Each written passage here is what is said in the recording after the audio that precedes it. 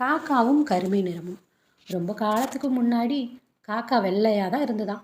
அப்போ எல்லா காக்காவும் ரொம்ப தூரமாக இருக்கிற சூரியன் வரைக்கும் பறந்து போகுமா. நாட்டோட ராஜாவுக்கு ரொம்ப வருஷம் கழித்து அழகான இளவரசி பிறந்தாங்களாம். குழந்தையிலேருந்தே வீட்டை விட்டு வெளியே வராமல் பெரியவங்களாகி வெளியே விளையாட வந்தாங்களாம் அந்த இளவரசி. அவங்க விளையாடுறத பார்த்த சூரியனுக்கு அவங்கள ரொம்ப பிடிச்சி போச்சான். இளவரசிக்கும் சூரியனை பிடிச்சி போச்சு. ரெண்டு பேரும் எப்பவும் பேசிக்கிட்டே இருந்தாங்களாம். ரொம்ப நல்ல நண்பர்களாக மாறிட்டாங்க. ஒரு நாள் சூரியன் இந்த இளவரசிக்கு பரிசு கொடுக்க நினச்சாங்களாம். சூரியன் கிட்ட வரைக்கும் பறக்கிற காக்காவை கூப்பிட்டு கையில் சந்தனம் முத்து மாலை எல்லாம் கொடுத்து இளவரசி கிட்ட கொடுக்க சொல்லிச்சான் சூரியன். காக்கா அந்த பையை தூக்கிக்கிட்டு இளவரசி இருந்த அரண்மனையை நோக்கி பறந்து போகும் வழியில் திருமண ஊர்வலம் போயிட்டு இருந்தது. அதில் நிறைய பழங்கள் உணவுப் பொருட்கள் எல்லாம் எடுத்துகிட்டு போனாங்க. காக்காவுக்கும் கொஞ்சம் பசிக்க ஆரம்பிச்சிருச்சு.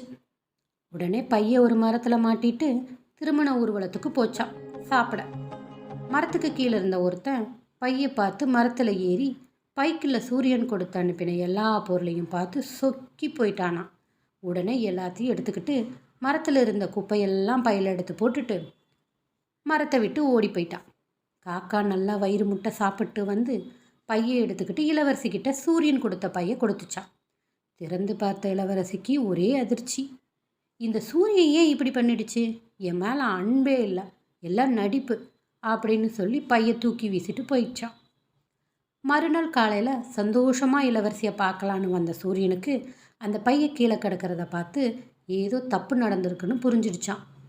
பயங்கர கோபம் வந்துருச்சான் சூரியனுக்கு. காக்காவை கோபமாக பார்த்த உடனே வெள்ளையாக இருந்த காக்கா கருப்பாக மாறிடுச்சான். அதனால தான் சூரியன் கிட்ட கூட பறக்க முடியாமல் போச்சான்.